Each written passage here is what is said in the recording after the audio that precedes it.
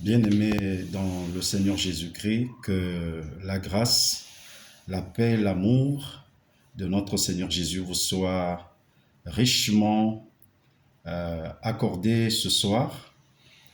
Je suis là pour essayer de faire la continuité sur l'enseignement que nous avions donné depuis hier, que je vous ai déjà mis sur la toile ou en ligne. Et vous avez dû remarquer que cet enseignement s'est coupé de façon inopinée. Et comme je le disais tantôt, c'est pour des questions de stockage. Et donc, il m'a semblé qu'il fallait que je revienne sur un certain nombre de choses pour que nous allions vers le bouclage, on va dire, de cette première partie qui donc a constitué l'enseignement ou la sous-thématique de la nouvelle naissance sur le grand thème que nous sommes en train d'animer, à savoir la volonté de Dieu et ses différentes expressions.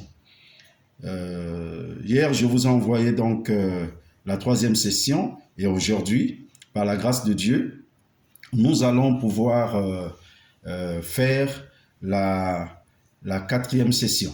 Alors, permettez que je prie un peu avant que nous n'entrions d'emblée dans le complément de ce que nous allons faire ce soir. Père, je te bénis encore et je te remercie dans le nom de Jésus-Christ pour l'opportunité que tu nous accordes encore cette journée, Seigneur, de nous tenir là en ta présence, mais surtout, Seigneur, de nous entretenir autour de ta parole. Oui, la Bible dit que ta parole est une lampe est une lampe à nos pieds, et ta parole aussi, Seigneur notre Dieu, est une lampe sur notre sentier.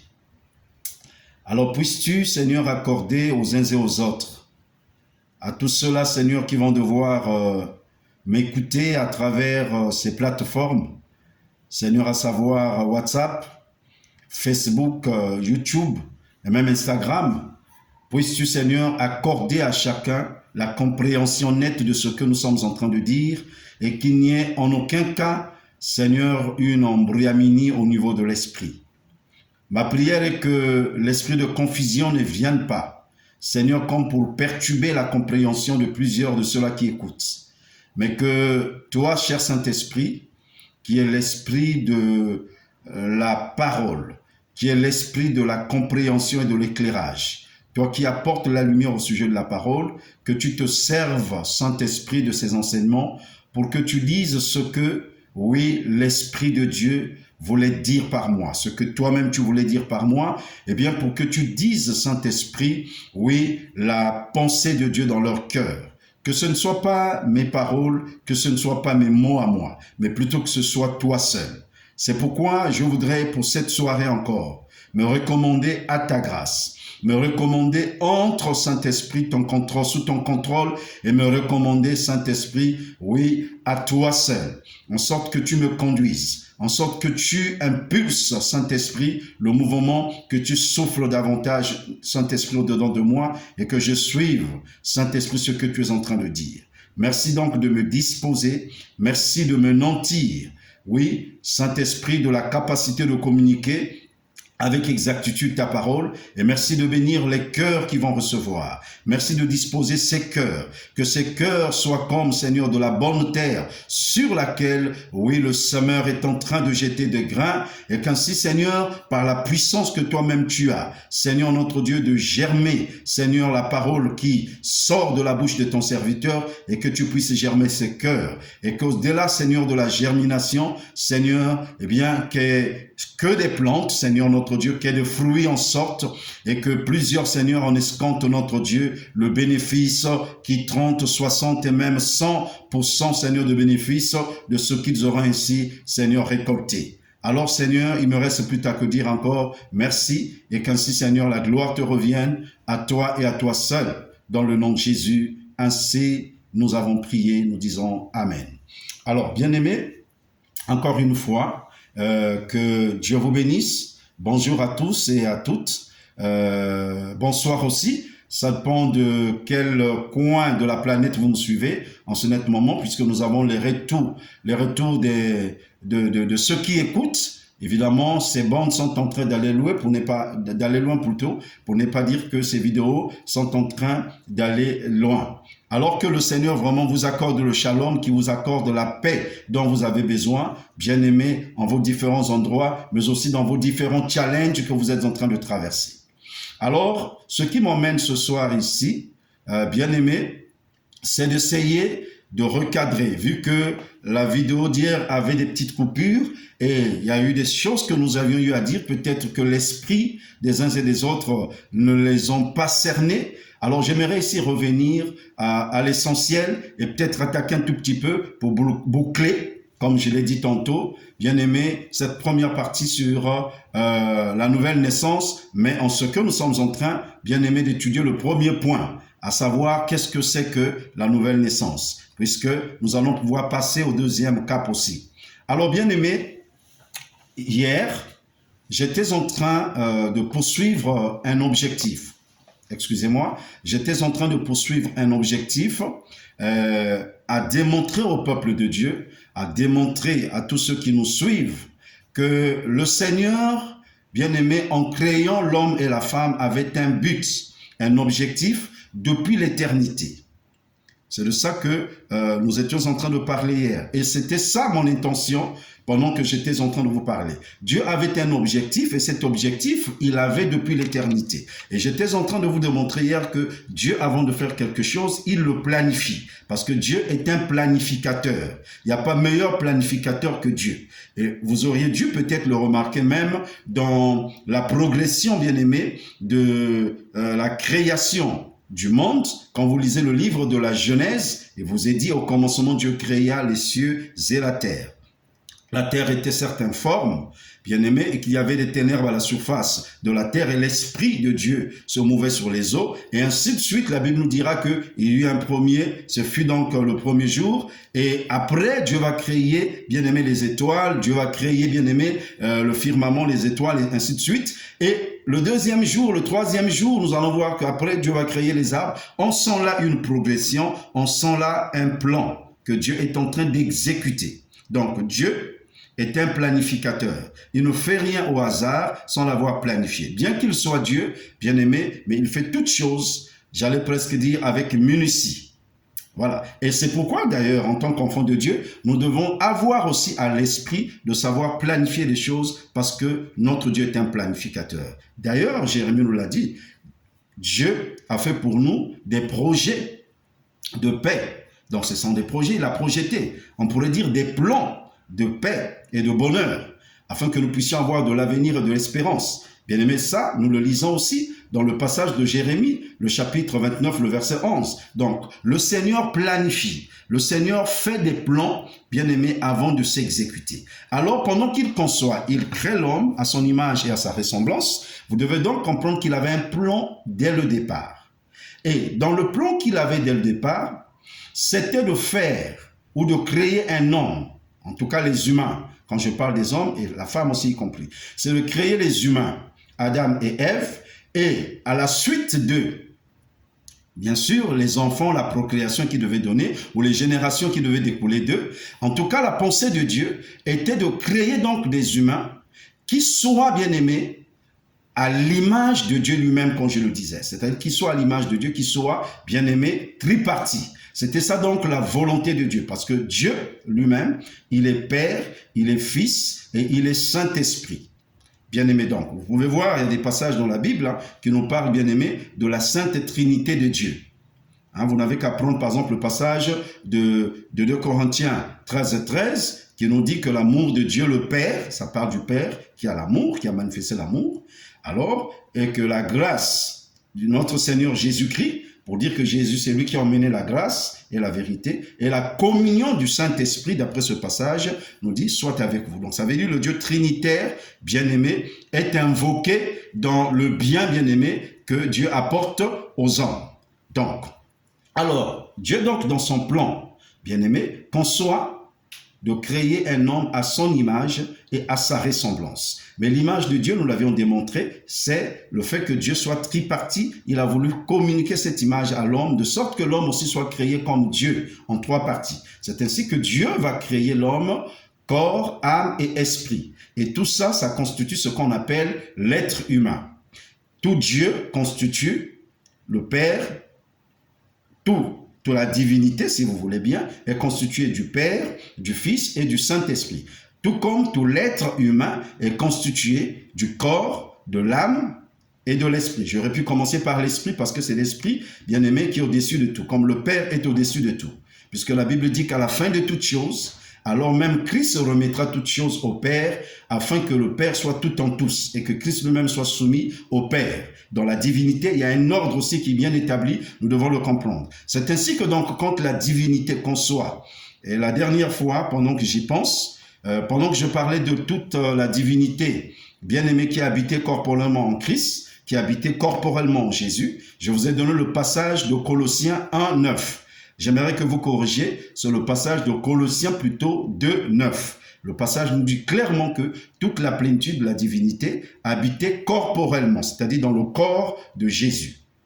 Alors, donc, Dieu, quand il crée donc l'homme, il le crée donc esprit, âme et corps, à l'image du Père, du Fils, du Saint-Esprit, qui constitue donc la divinité. Et donc, l'homme, le corps, l'esprit, l'âme et le corps, deviennent donc aussi l'être humain. Et donc, c'est l'image que Dieu a voulu communiquer donc aux hommes.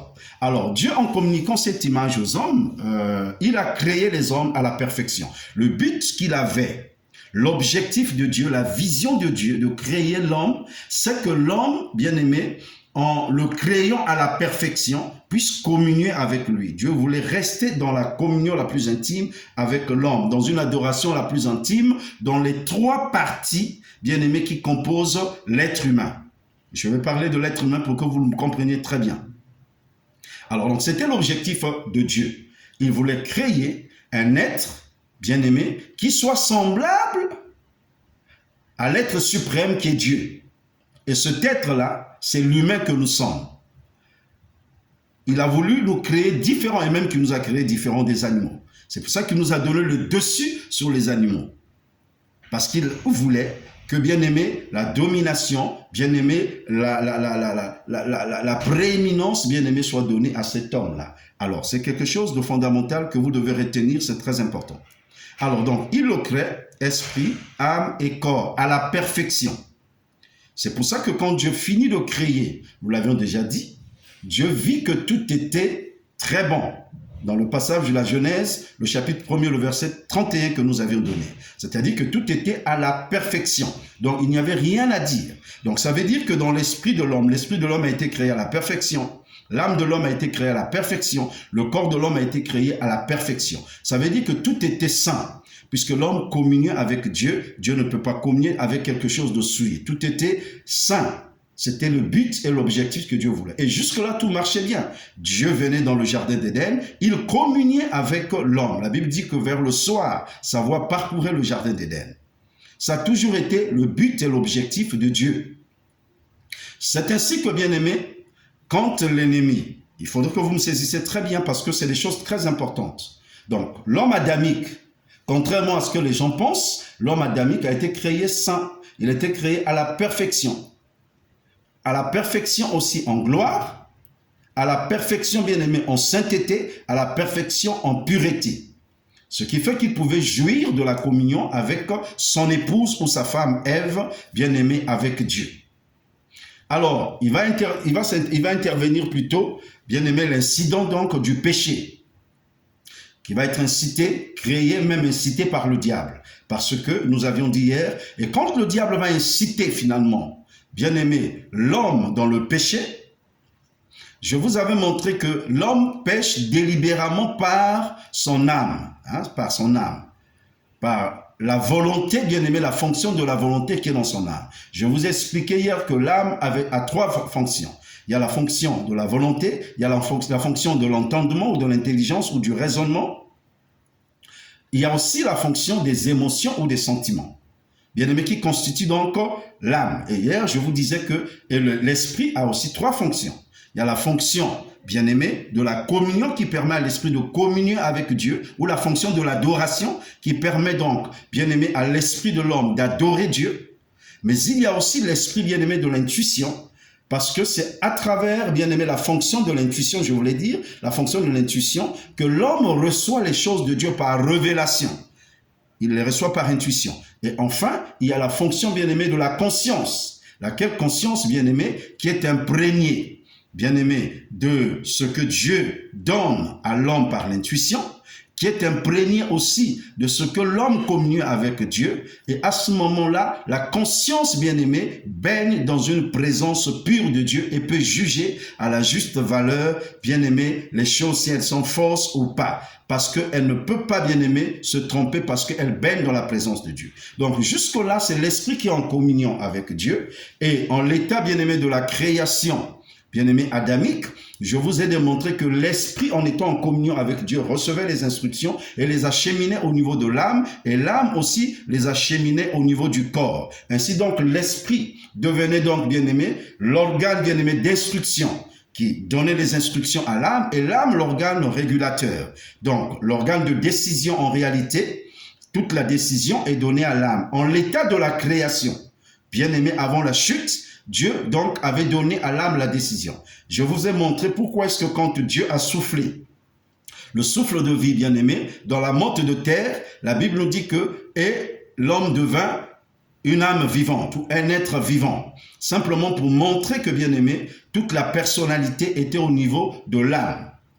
On a l'impression, c'est comme si l'âme était inerte, bien-aimé, dans la motte de terre. Il a suffi que le principe de vie, qui est l'esprit, bien-aimé, vienne au contact donc de ce corps, donc l'âme prend vie. C'est pour ça que je vous ai dit que l'âme était la résultante du contact, bien-aimé, de l'esprit avec le corps. Maintenant, une fois que, bien-aimé, l'âme se réveille, l'âme est dotée d'une capacité souveraine de décision, bien-aimé, de réflexion. Dieu n'a pas créé l'homme en tant qu'un robot. Dieu ne nous a pas créés comme des automates. Dieu ne nous impose rien. Pourquoi? Parce que Dieu voudrait que nous puissions délibérément ou librement, bien aimé, faire nos choix. Et c'est ça le principe de l'amour. L'amour se détermine toujours par le choix. Tout ce qu'on ne choisit pas, ce n'est pas de l'amour. Et je vous ai montré aussi que même Dieu lui-même nous a aimés par un choix. Il nous a aimés et s'est sacrifié à la croix. C'est un choix qu'il a fait. Alors, une fois que bien aimé, donc, l'homme, en l'état donc de la création avant le péché, il faut bien que vous me compreniez quand je dis avant le péché, comprenez bien mon langage, avant le péché, alors devient bien aimé, il y avait une fluidité plutôt que je vous l'ai dit, il y avait une fluidité d'informations qui pouvait quitter depuis l'esprit au niveau de l'âme et jusqu'au corps. Ainsi donc, il y avait d'autres informations qui pouvaient quitter le corps, qui culbutaient par, bien aimé, l'âme et achevaient ou arrivaient au niveau de l'esprit. Simplement parce que le corps aussi avait des besoins, il a des désirs, et il pouvait acheminer ses désirs et ses besoins au niveau de l'esprit. Et l'esprit, c'est lui qui est l'organe d'instruction, bien aimé, qui donne des instructions normalement au niveau de l'âme. Et nous avions démontré que l'âme, en l'état de la création, bien aimé avant la chute, avait une décision libre, avait une volonté libre. C'est ainsi qu'elle pouvait décider, soit d'écouter ce que l'esprit lui disait, ou soit de ne pas écouter, ou d'écouter ce que la chair lui disait, ou de ne pas écouter. Mais en l'état de la création, étant donné que tout était parfaitement en harmonie, bien aimé, et que l'être humain ne recevait que les choses qui lui venaient, n'entendait que la voix de Dieu par son esprit. Et que donc l'âme n'était qu'en présence, j'allais presque dire, de la voix de Dieu qui lui venait de son esprit, enfin de l'esprit de l'être, de l'esprit de l'homme. À ce moment-là, l'âme a été travaillée. L'âme travaille, donc l'âme a été travaillée. Tout l'entendement de l'âme baignait, bien aimé, dans les principes de Dieu, dans la parole de Dieu. Donc l'âme ne pouvait pas prendre des décisions, en d'autres termes, bien aimé, j'allais presque dire, en dehors, bien aimé, de ce que l'esprit recevait par Dieu. Mais l'âme avait une chose, elle pouvait décider, délibérément. Donc, dans la décision, quand l'âme décide de faire quelque chose, elle peut vouloir faire quelque chose, elle peut vouloir même retarder ce que Dieu lui a dit, elle ne pêche pas encore, elle le retarde. Elle n'a pas encore péché. Le péché devient péché quand, bien aimé, il est consommé. Voilà. L'apôtre Jacques l'a bien expliqué. Nous sommes tentés, bien aimés, par la convoitise qui naît en nous. Elle vient de nous. Il a même dit que ne disons pas que c'est Dieu qui nous tente quand nous sommes tentés. Parce que Dieu ne peut tenter personne et il est lui-même tenté par rien, par personne. Il ne peut tenter personne. Et lui-même, bien aimé, excusez-moi s'il vous plaît, et lui-même ne peut tenter personne.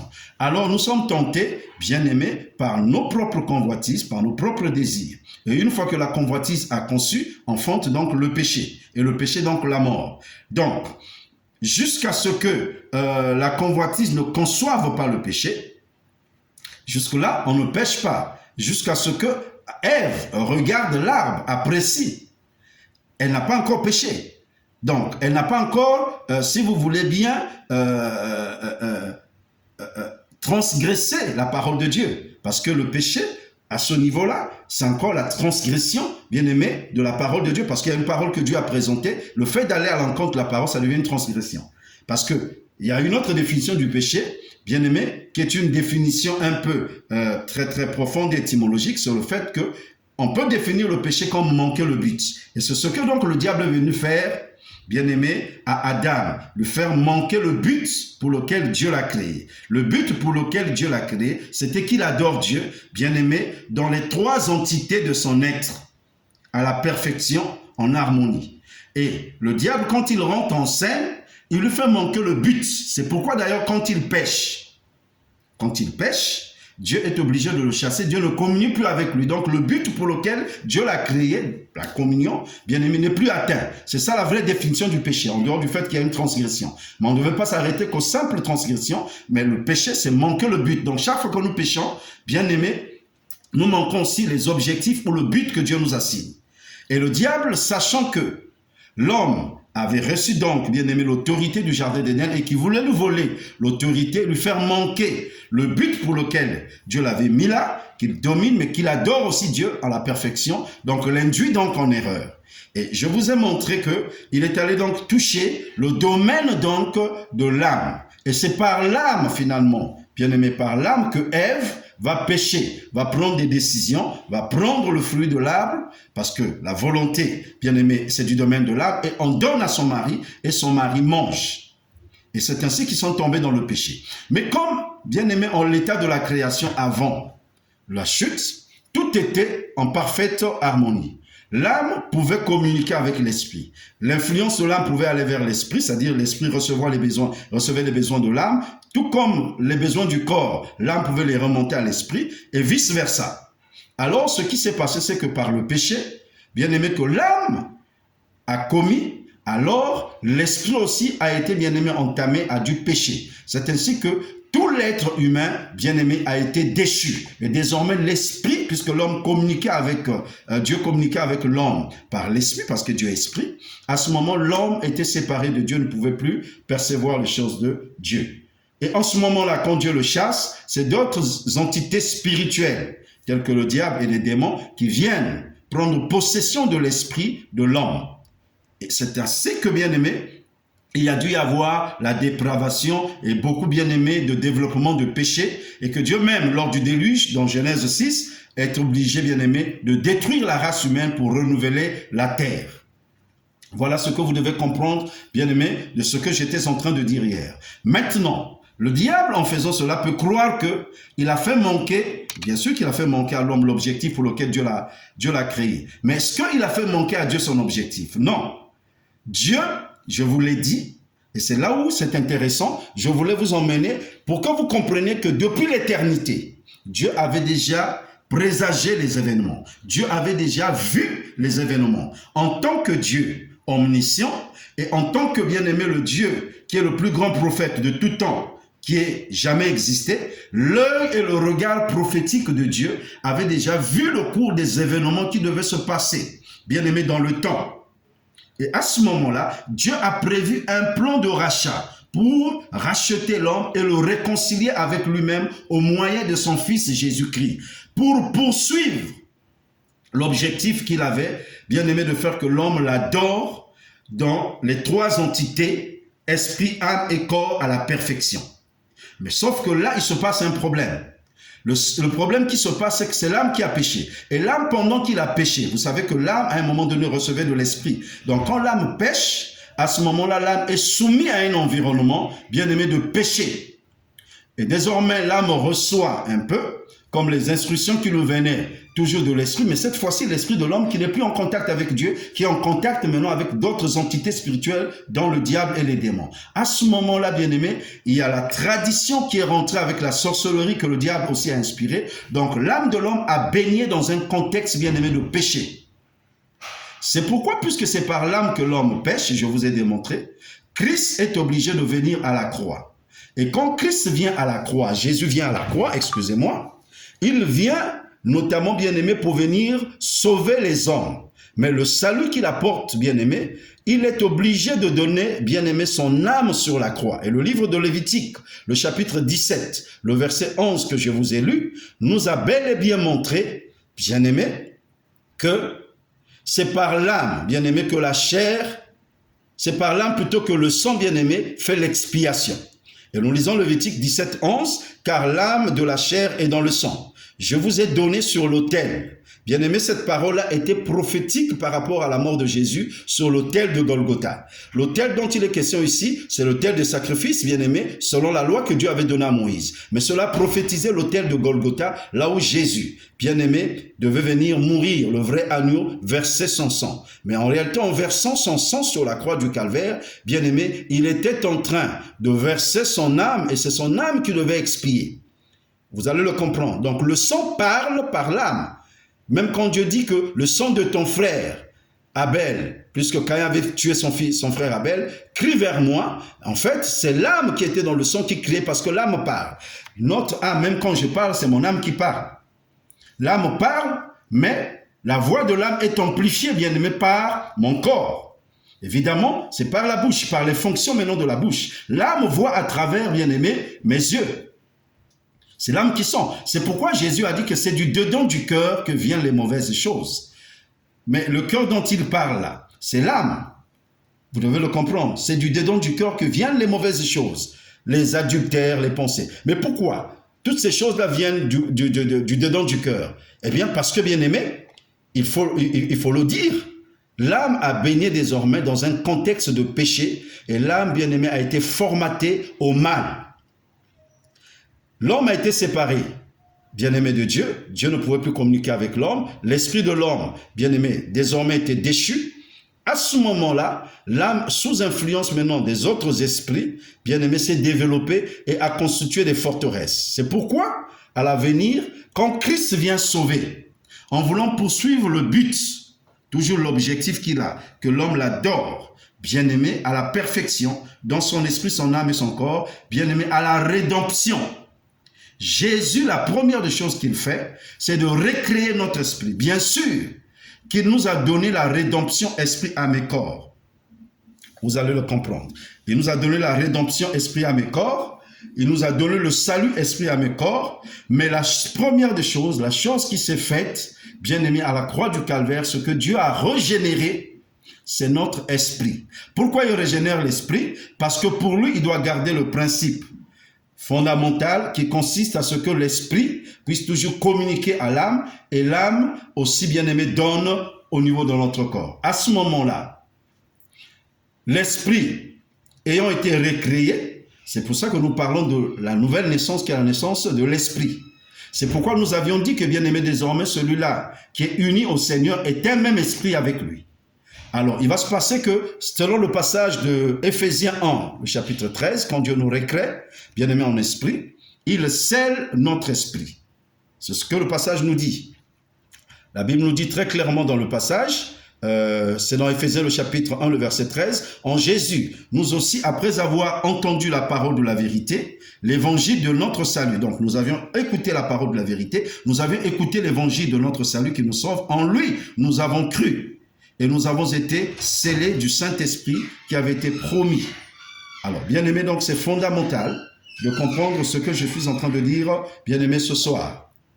Alors, une fois que j'ai dit cela, le Saint-Esprit ayant été scellé, donc le Saint-Esprit a protégé notre esprit. C'est-à-dire, il a mis un sceau. Et désormais, donc, l'esprit des hommes, l'esprit de l'homme créé en Christ, bien-aimé, à un sceau pour éviter que les désirs de l'âme qui est spolié puissent désormais affecter l'esprit et que l'on vive à nouveau la même situation, bien-aimé, avant la chute. Donc Dieu a protégé l'esprit de l'homme. C'est ainsi que quand l'esprit reçoit, l'esprit envoie au niveau de l'âme, mais l'âme à ce moment ne peut plus renvoyer au niveau de l'esprit à cause du sceau.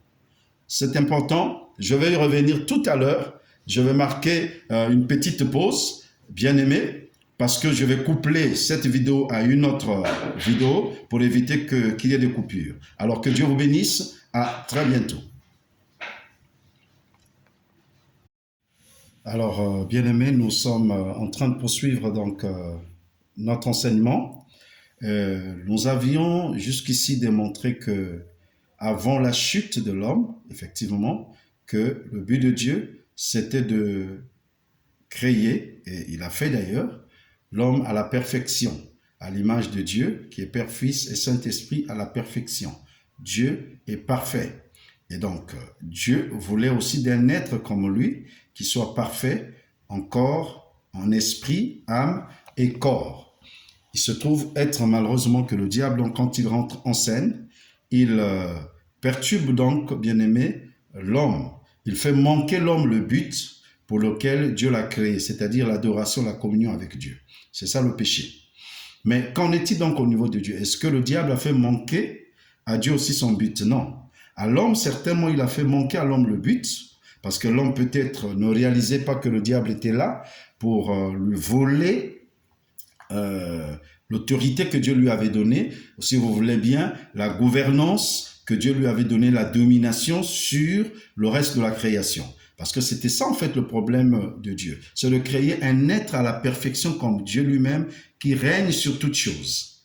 Et dans la créature naturelle que Dieu a eu à créer, il voulait aussi d'un être qui lui soit semblable, n'est-ce pas semblable, je vous l'ai bien dit, en perfection, qui lui soit semblable au niveau de son esprit, de son âme, dans les trois parties, les trois dimensions qui constituent son être, c'est-à-dire que donc l'homme qui est saint, esprit, âme et corps, mais qui puisse aussi dominer sur la création terrestre, bien sûr, bien aimé, que Dieu aussi a eu à créer. Et l'ennemi, donc, quand il a vu ça, il a pensé que Dieu avait trop donné donc à l'homme et il est venu donc induire l'homme, bien aimé, dans le péché pour lui voler le contrôle de l'humanité, de l'autorité qu'il avait sur toutes choses sur la terre.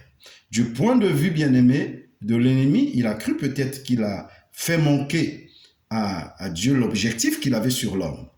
Mais il n'a pas fait manquer à Dieu, parce que je vous ai démontré qu'en tant que le Dieu omniscient, et dans sa préscience, dans la préscience divine, Dieu avait déjà vu les choses à l'avance, puisque connaissant toutes choses à l'avance, ayant l'œil prophétique bien-aimé, divin, il a vu le cours des événements dans le temps, comment est-ce que les choses se dérouleraient.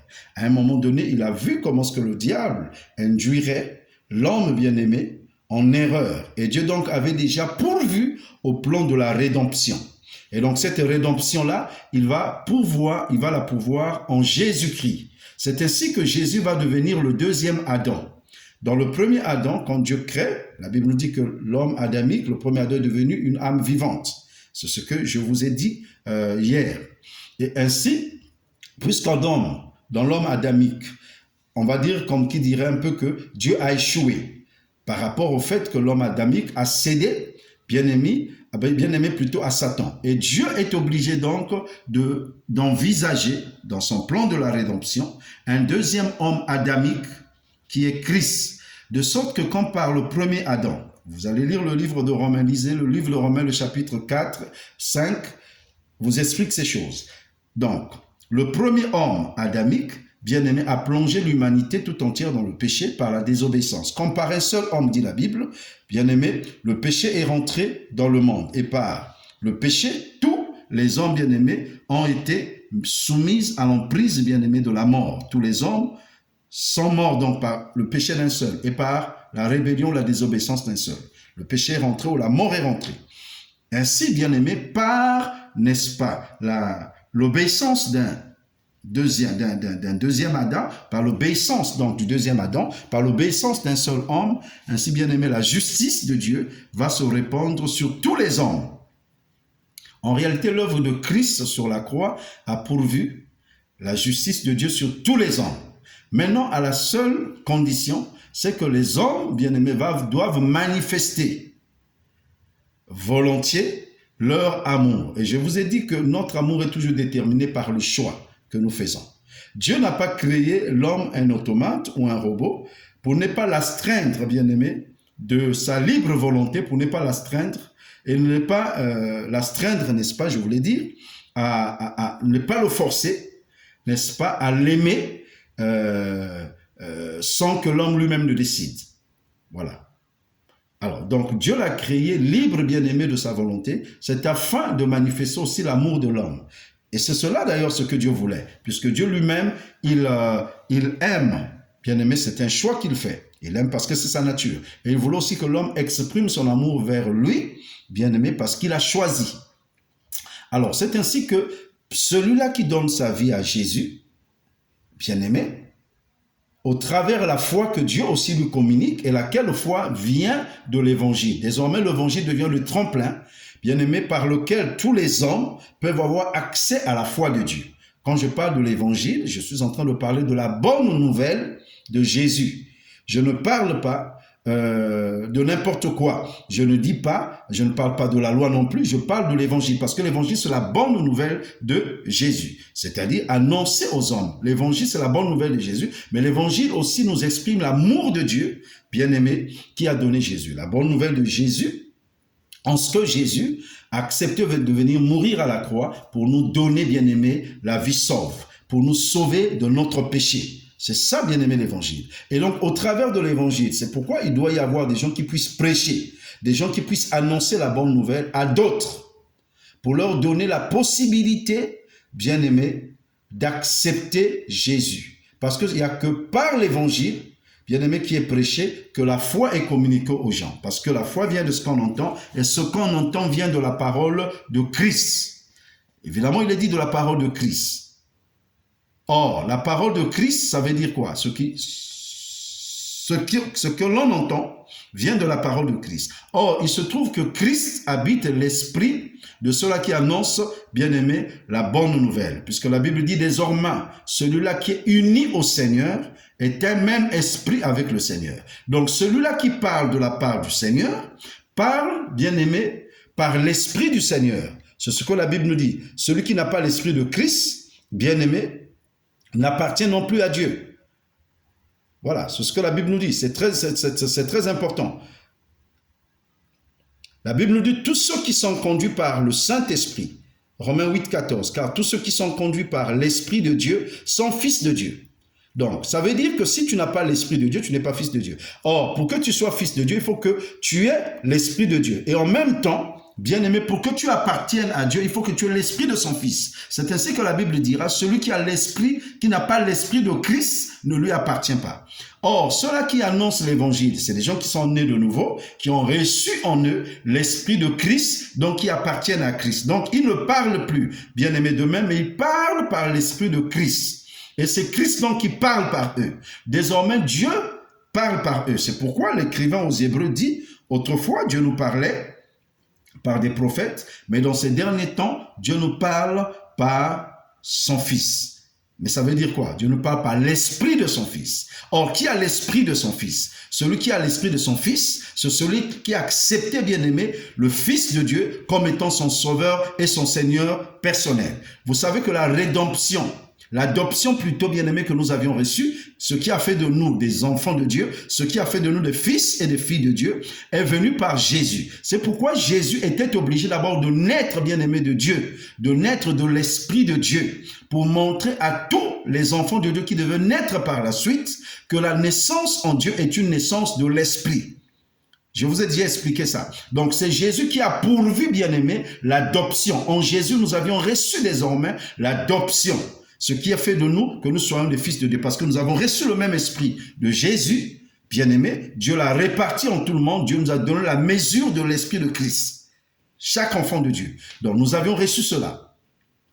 Et ayant reçu donc l'esprit de Christ, désormais, nous sommes donc à la suite de Jésus, des enfants de Dieu, puisque Jésus est enfant de Dieu, bien-aimé, venu en chair. Il est fils de Dieu. Enfin, quand je dis enfant de Dieu, c'est par habit de langage, mais il est fils de Dieu. Parce que fils de Dieu, c'est plus fort. Il est fils de Dieu. Il y a une maturité qui est là-dedans. Et ainsi donc, bien-aimé, si Jésus est fils de Dieu, il nous a donné l'esprit donc du Fils. Et nous tous, nous avions reçu l'esprit du Fils. Bien-aimé, c'est pourquoi nous sommes appelés des fils et des filles de Dieu à la suite de Jésus. Alors, donc, ce sont eux-là qui ont reçu donc l'esprit de Christ, qui sont donc des enfants de Dieu, qui est donc l'esprit bien-aimé de Dieu, qui ont le Saint-Esprit. Alors, ce sont ceux-là, bien-aimés, qui peuvent communiquer la parole de Dieu. Le livre de Romains, chapitre 9, c'est le passage qui m'échappait, nous dit, « Pour vous, vous ne vivez pas selon la chair, mais selon l'esprit, si du moins l'esprit de Dieu habite en vous. Si quelqu'un n'a pas l'esprit de Christ, il ne lui appartient pas. » Donc ça veut dire que nous avions reçu l'esprit de Christ. Et donc ceux-là qui prêchent l'évangile désormais, ils prêchent l'évangile au monde des enfants de Dieu qui ont l'esprit de Christ. Alors donc Christ se parle par eux. Et c'est par ce moyen-là que Dieu communique donc la foi à ceux-là qui écoutent et que par la foi, ils deviennent des enfants de Dieu. Et une fois qu'ils sont devenus enfants de Dieu, je vous l'ai démontré, avec des passages bibliques à l'appui, une fois qu'ils sont devenus des enfants de Dieu, bien aimés, à ce moment-là, ils sont réconciliés avec Dieu le Père. Donc le Père, le Fils et le Saint-Esprit habitent désormais leur esprit. Parce que la vie nouvelle de Dieu qu'ils ont reçue, bien aimés, c'est une régénération de leur esprit. Alors, qu'est-ce qui se passe maintenant? Le but que Dieu avait donc au départ, de créer un être humain, esprit, âme et corps, à la perfection, en sainteté, en gloire, en pureté, que le diable bien-aimé est venu perturber pour emmener l'homme à la souillure, et désormais pour que l'homme soit séparé de Dieu et que Dieu ne communique plus avec l'homme, puisque quand l'homme pêche, à ce moment-là il est souillé, Dieu le chasse. Il perd la gloire de Dieu. Il perd la sainteté de Dieu. Dieu le chasse du jardin d'Éden. À partir de ce moment, suivez-moi très bien, à partir de ce moment-là, quand l'homme est chassé, l'esprit de l'homme qui communiait avec Dieu dans le jardin d'Éden, puisque ne communions plus avec Dieu, cet esprit-là est maintenant sous l'emprise d'autres esprits démoniaques, le diable lui-même et d'autres esprits démoniaques. Et à ce moment-là, bien-aimé, l'esprit continuera donc à communiquer à l'âme, cette fois-ci des informations, une parole qui est erronée, des informations qui sont erronées. Et l'âme fort, bien aimé, de la communication désormais qu'il reçoit de l'esprit, l'âme grandit même maintenant dans une atmosphère, bien aimé, trouble. L'âme grandit dans une atmosphère de péché. L'âme grandit, bien aimé, et constitue d'ailleurs, bien aimé, on va dire, des forteresses maintenant en son sein. Puisque désormais, l'âme va faire des analyses sur la base des connaissances, des informations qu'il reçoit. Malheureusement, lesquelles informations sont des informations erronées qui ne sont pas la parole de Dieu. Comprenez-moi très bien. Et à ce moment-là, l'esprit est sous donc l'influence du diable, l'esprit a péché. L'âme a péché, est dans la souillure. Le corps aussi est dans la souillure. Donc, vous comprenez que tout l'être humain est séparé de Dieu. Donc, du coup, on a l'impression que le but que Dieu avait de communier avec l'être humain, dans un état de perfection, de sainteté, de gloire, c'est comme si ce but-là, bien-aimé, venait à être arrêté. Alors, qu'est-ce que donc Dieu va pourvoir? Donc, Dieu va pourvoir, donc, bien-aimé, la rédemption en Christ. En sorte que, quand tu reçois Jésus par la prédication de l'évangile, que ceux-là qui ont l'esprit de Jésus donnent, à ce moment-là, bien-aimé, tu reçois l'esprit de Dieu en toi, tu es régénéré donc dans ton esprit.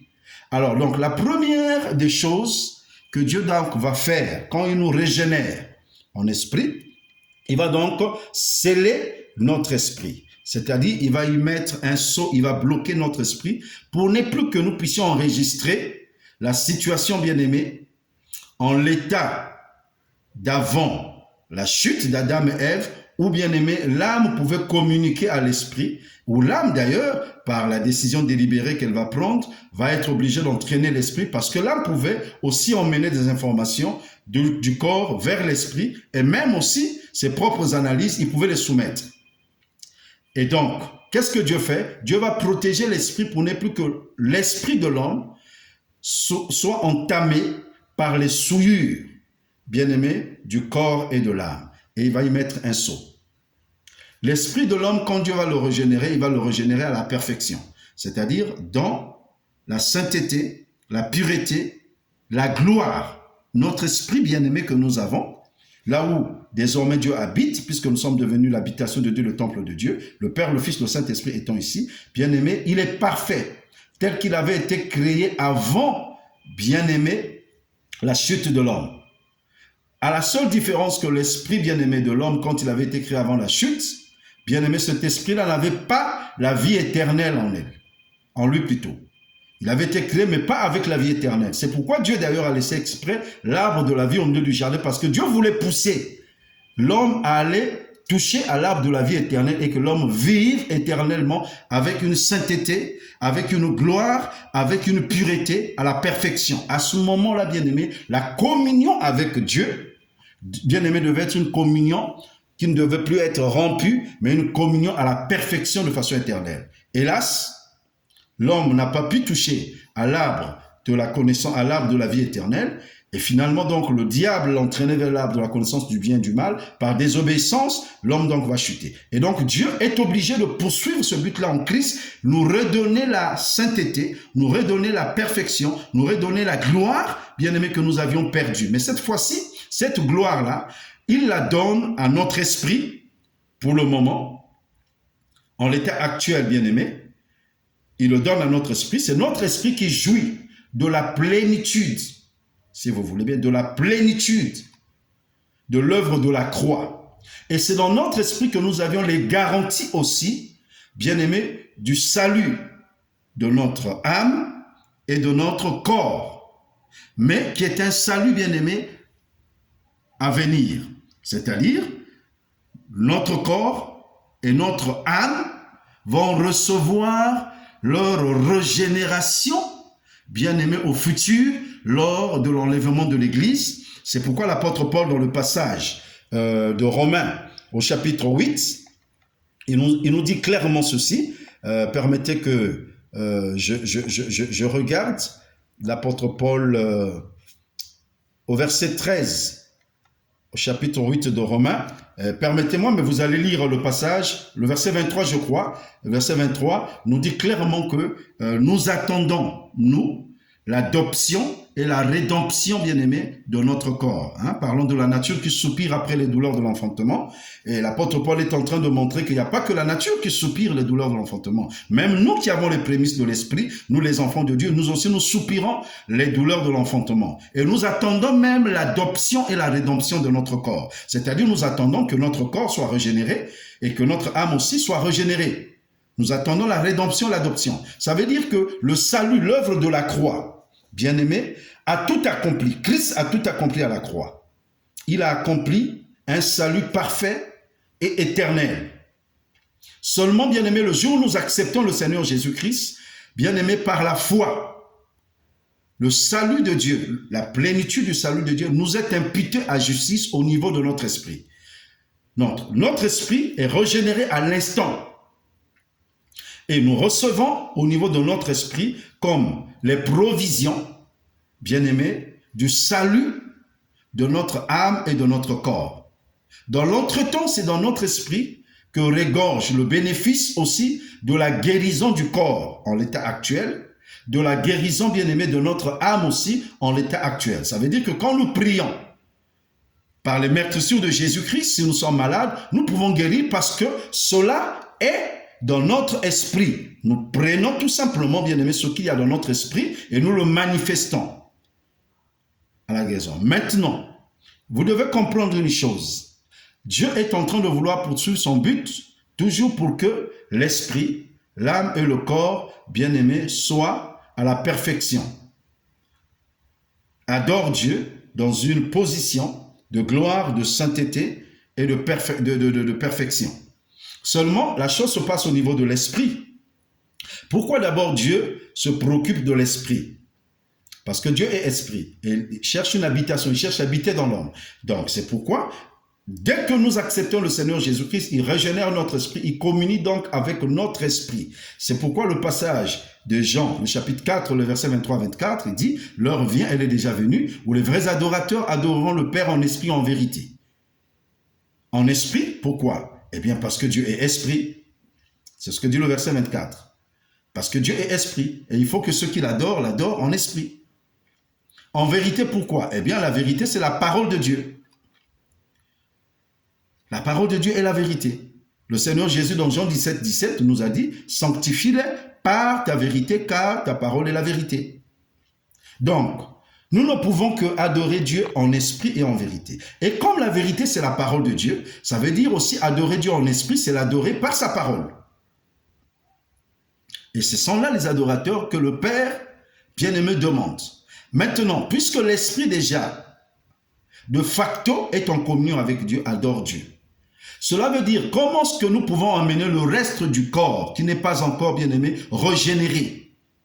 C'est-à-dire l'âme, le reste plutôt de l'être, qui n'est pas encore régénéré.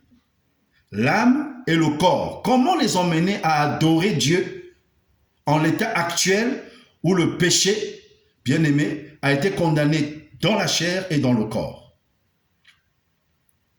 Bien sûr, le pardon de Christ à la croix, bien-aimé, a pardonné de façon éternelle notre péché. Avant même que nous nous fissions nés, Dieu avait pardonné tous nos péchés.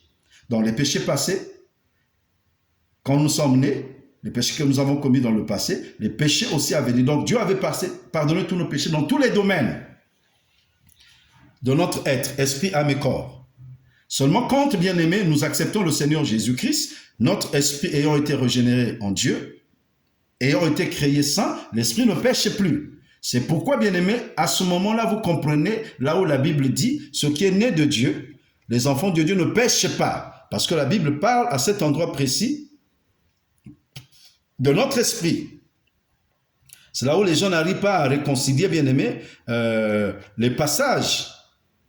Ils n'arrivent pas à concilier les passages bibliques où l'apôtre Jean, par exemple, dit « Mes petits-enfants, si quelqu'un a péché, nous avions un avocat auprès. Mes petits-enfants ne péchaient point. » Il montre d'abord qu'il ne faut pas pécher. Mais si quelqu'un a péché, on a un avocat auprès du Père Jésus-Christ qui est le juste. Dans le chapitre 1er, les versets 8 à 9, il nous dit si quelqu'un a péché, si nous disons que nous n'avons point péché plutôt, nous nous séduisons nous-mêmes. Nous sommes menteurs et nous nous séduisons. Il se trouve que la vérité n'est pas en nous. Mais si nous le confessons nos péchés, il est fidèle et juste pour nous pardonner. Là, il prévoit que nous pouvons pécher. Et plus tard, plus loin, il le dira un peu dans 1 Jean 3, 6, quiconque demeure en lui ne pêche point. Celui qui demeure donc en Jésus, en Dieu, ne pêche point. Retenez bien, il est bien dit ne pêche point. Le mot point veut dire jamais, ne pêche jamais. Donc, quiconque demeure en Jésus, tel que nous, les enfants de Dieu, nous demeurons en Jésus, puisque nous sommes nés en Jésus, nous demeurons en Jésus. La Bible dit à cet endroit précis que nous ne péchons pas. Et quiconque pêche, la Bible dit ne l'a pas vu et ne l'a pas connu. Et dans 1 Jean 5, 18, il dira, nous savons que quiconque est né de Dieu ne pêche point, c'est-à-dire ne pêche jamais, donc il n'a jamais péché. Mais celui qui est né de Dieu se garde lui-même et le malin ne le touche pas. Alors comment concilier tous ces passages bibliques? Comment comprendre, bien-aimé, qu'un coup on peut pécher, un coup on ne peut pas pécher? Et c'est ce que je suis en train de vous expliquer. Ce qui ne pêche pas en nous, c'est notre esprit. Parce qu'au jour de l'acceptation du Seigneur Jésus-Christ, ou au jour de la nouvelle naissance, notre esprit a été créé saint et il a été scellé. Il a été scellé, j'ai deux passages bibliques que je voudrais vous lire. Éphésiens 1:3, il nous est dit qu'en Jésus, Éphésiens 1:13, je veux le dire, en Jésus, nous aussi, après avoir entendu la parole de la vérité, c'est-à-dire, nous avions écouté, on nous a prêché l'évangile de notre salut. On a écouté l'évangile qui nous a sauvés. En lui, nous avions cru. En Jésus, nous avions cru et nous avons été scellés. C'est-à-dire, nous avions été marqués. Nous avions été, bien-aimés, empaquetés. nous avons été protégés, c'est notre esprit. En lui, nous avions été scellés du Saint-Esprit qui avait été promis. Donc, le jour où nous avions reçu, Dieu nous a protégés, il a protégé notre esprit. Et le chapitre 4 d'Éphésiens, le verset 30 dit « N'attristez pas le Saint-Esprit de Dieu par lequel vous avez été scellés pour le jour de la rédemption. » Je vais y revenir. Qu'est-ce que ça veut dire que nous avions été scellés pour le jour de la rédemption? Ça veut dire que le Saint-Esprit a scellé notre esprit, mais en vue de la rédemption.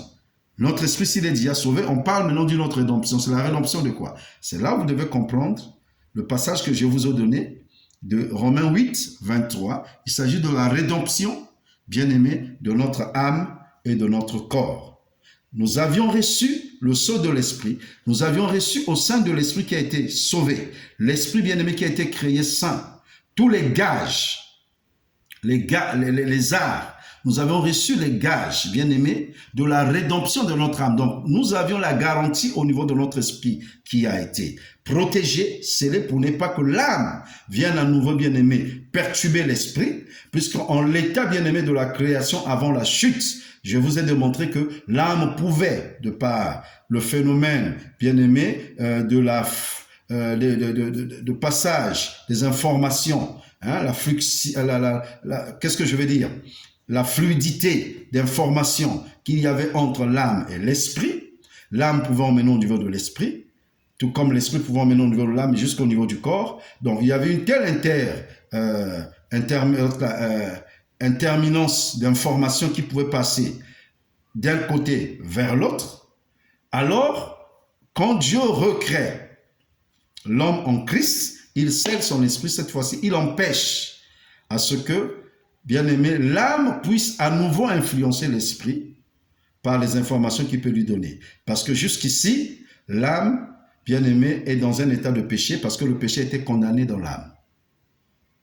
Et que l'âme attend la rédemption, bien-aimé, le jour de l'enlèvement de l'Église. Donc l'âme attend la rédemption, tout comme le corps attend la rédemption, parce que Dieu a promis, à ce moment-là, il accomplira, il exécutera, bien-aimé, si vous voulez, la régénération du corps et de notre âme.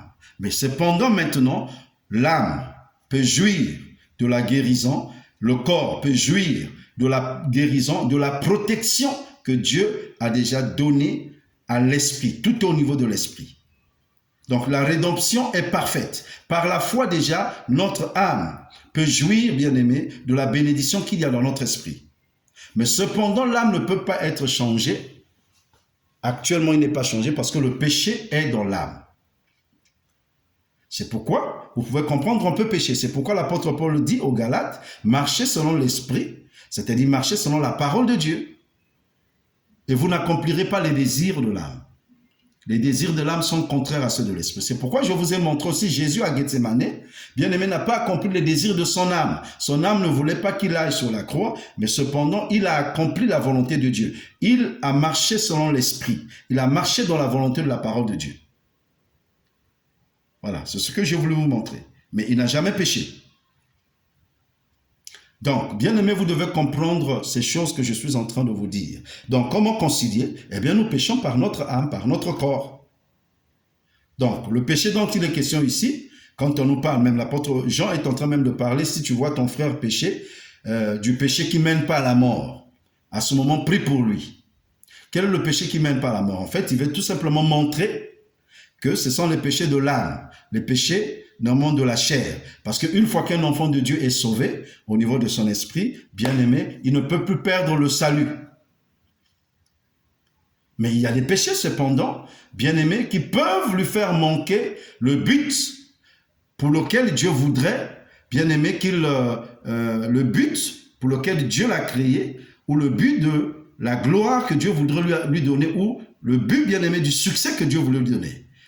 Donc, le péché peut lui faire manquer le but. C'est pourquoi, dans le passage que nous avions lu, bien-aimé, nous aurions dû faire attention de 1 Jean 5, 18. Nous savons que celui-là qui est né de Dieu, bien-aimé, ne pêche pas, ou ne pêche point plutôt, ne pêche jamais.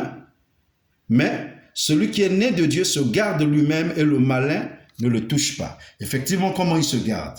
Parce qu'il marche selon l'esprit. Il n'accomplit pas les désirs de la chair, parce que s'il accomplit les désirs de la chair, il va pécher. Et à ce moment-là, s'il pêche, le malin, bien-aimé, va enfreindre, va l'empêcher de rentrer dans le but pour lequel Dieu l'a donné. Et il ne peut pas jouir de la bénédiction sur la terre. Parce que les bénédictions que Dieu nous donne, bien-aimés sur la terre, sont pour la terre. Il faut aussi que vous compreniez que, bien-aimés, la prospérité aussi, bien-aimés, est une des bénédictions que Dieu a données par rapport à la croix. Et si jamais nous ne marchons pas selon les désirs de l'esprit, nous ne marchons pas selon les jonctions de l'esprit, bien-aimés, alors, à ce moment-là, le diable venait interférer et nous empêchera de rentrer dans la bénédiction, bien-aimés, sur le plan de notre corps, sur le plan matériel et même sur le plan de notre âme. Donc, c'est pas bon de pécher parce que cela nous fait manquer, bien-aimés, d'atteindre les objectifs, d'atteindre, bien-aimés, le progrès vers lequel Dieu nous mène. Alors, une fois que j'ai dit ceci, bien-aimés, si vous avez des questions, je souhaiterais que vous me les envoyiez dans les réseaux sociaux où nous intervenons pour que nous puissions, à la limite du possible, répondre, bien-aimés, ce que nous pouvons clarifier ou donner comme solution, comme réponse. Alors, que Dieu vous bénisse. J'ai fait cette petite vidéo, c'était pour, bien-aimés, vous emmener à comprendre que Dieu poursuit son but et son but n'est pas fini. Évidemment, nous sommes créés à la perfection dans notre esprit, mais il arrivera un temps où, bien-aimés, nous serons créés à la perfection aussi dans notre âme et dans notre corps. Ainsi, Dieu aura atteint son objectif final, esprit, âme et corps, bien-aimés, quand nous aurons l'adoption et la rédemption et l'adoption de nos corps. Ainsi, nous pourrons adorer Dieu à la perfection. Mais sur cette terre, pour que nous parvenions à adorer Dieu à la perfection, nous devons soumettre notre âme, bien-aimée, à la parole de Dieu, pour que l'âme qui est restée longtemps, bien-aimée, dans un contexte de péché, dans un contexte, bien-aimé, d'immoralité, dans un contexte de souillure, sous l'influence de l'esprit qui était tombé sous l'hégémonie du diable, désormais, à cause des forteresses qui sont au sein de l'âme, que ces forteresses-là s'écroulent, tombent, et que nous puissions, bien-aimés, oui, adorer Dieu dans un nouveau élan, et ainsi, bien-aimés, jusqu'à attendre l'adoption et la rédemption plutôt de notre corps et de notre âme. Une fois que j'ai dit ça, que Dieu vous bénisse, je veux prier. Père, je te remercie pour cette parole. Merci pour ton peuple qui a écouté, et je prie pour que Saint-Esprit, tu lui donnes la compréhension de ce que nous avons dit ce soir. Père, la chose la plus importante, c'est que tu nous as récréés en Christ.